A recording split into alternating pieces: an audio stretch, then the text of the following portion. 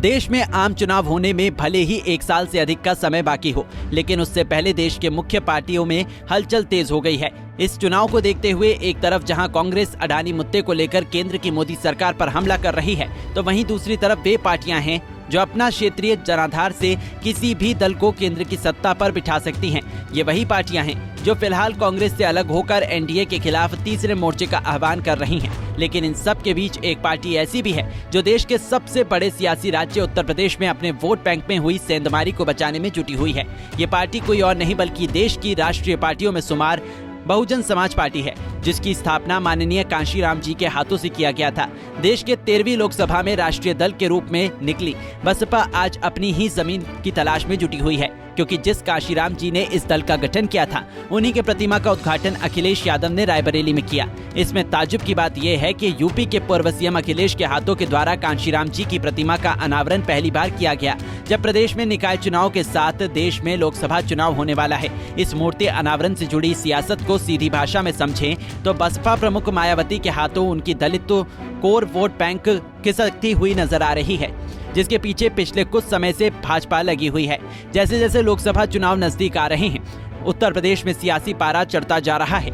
Vote bank की राजनीति के पीछे सभी पार्टियां जोर आजमाइश शुरू कर चुकी हैं। इसी बीच प्रदेश में कभी राज कर चुकी बसपा किसी से पीछे रहना नहीं चाहती है, क्योंकि मुस्लिम दलित के सहारे राजनीति करने वाली मायावती को यह एहसास हो गया है कि उसका कोर वोट बैंकों में सेंधमारी शुरू हो गई है। राजनीतिक जानकारों का मानना है कि उत्तर प्रदेश में सबसे ज्यादा लड़ाई बसपा के कोर वोट बैंक को तोड़ने को लेकर मची हुई है। यही वजह है कि बसपा से भाजपा और भाजपा से सपा में शामिल हुए स्वामी प्रसाद मौर्य ने अपने कॉलेज में कांशीराम की प्रतिमा का अनावरण कराने की योजना बनाई, जिसके लिए अखिलेश यादव को चुना, जिससे दलित समाज में ये संदेश जा सके कि सपा केवल मुस्लिम और यादवों के साथ ही नहीं बल्कि राज्य के 22% दलितों के साथ भी है।